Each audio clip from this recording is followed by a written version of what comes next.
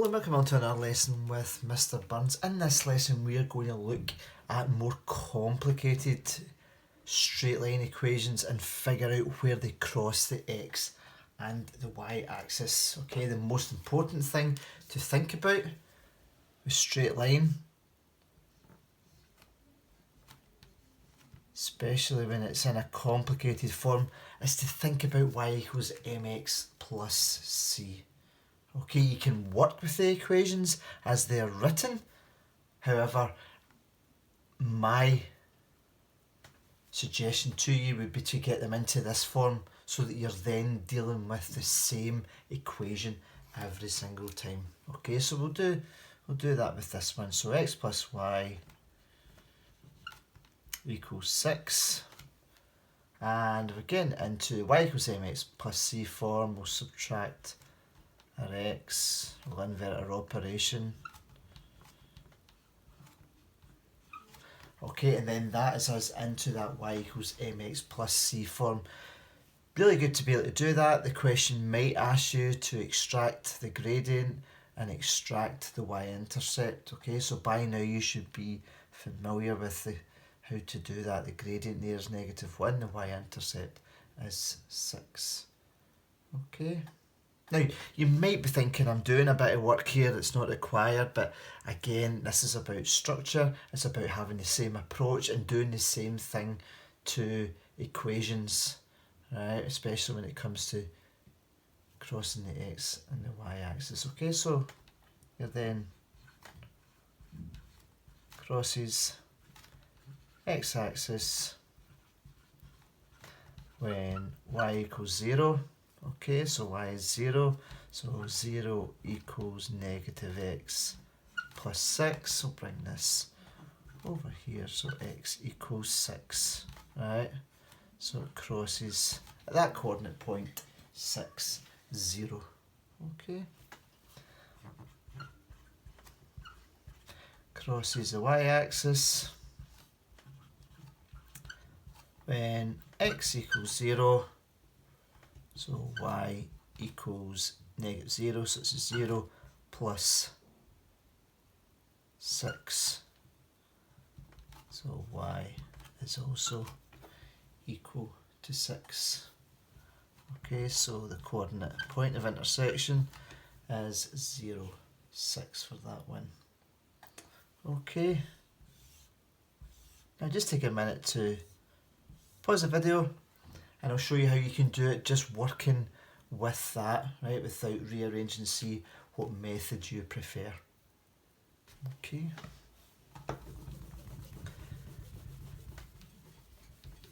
Now, the more maths, the more algebra, and the more confident and the more practice you get with these, you will be able to just work with what you've given, okay? If you were to work with what you were given there, crosses x axis when y equals 0, x plus 0 equals 6, so x equals 6. Okay, crosses y when x equals 0, 0 plus y is equal to 6, so y is equal to 6, all the same. Okay, so you might prefer just to go ahead and do that there. Okay, so you've got your coordinate point of intersection in case it asks for that also. Okay, now let me choose a more complicated question further down in that exercise. What one will we go for? Why don't we go down, just go down the way, let's do D, okay? Right, so what do we have for D? D is saying y equals 3/8 x plus 12. Okay, so you'll maybe play around with what we've just shown you and think, well, are you going to get it into that y equals mx plus c form, or are you just going to use what you're given if you had to do that in the y equals mx plus c form for this one, then you would be multiplying that out. Okay, so 3 times 12 is 48 over 8. Okay, so 48 over 8 would then give you 6. Okay, give you 6. Now,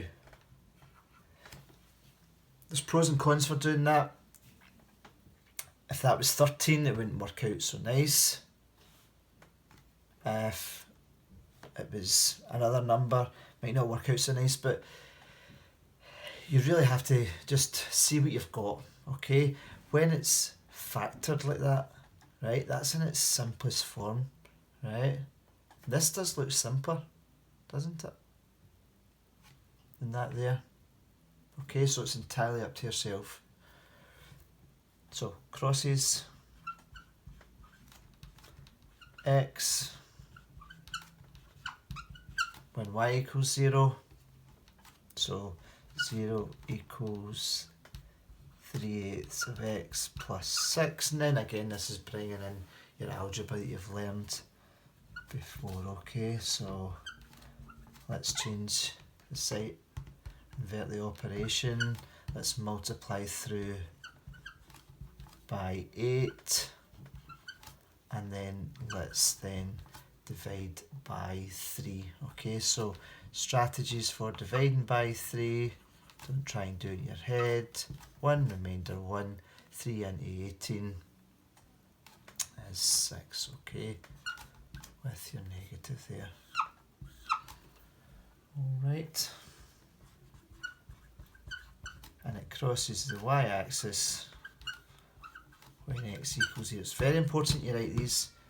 These will be given in your communication marks. Very important you tell the teacher, the examiner, or anyone else that's looking at it what it is you're doing. Right? You're not just replacing it with a 0. You're communicating everything that you are doing.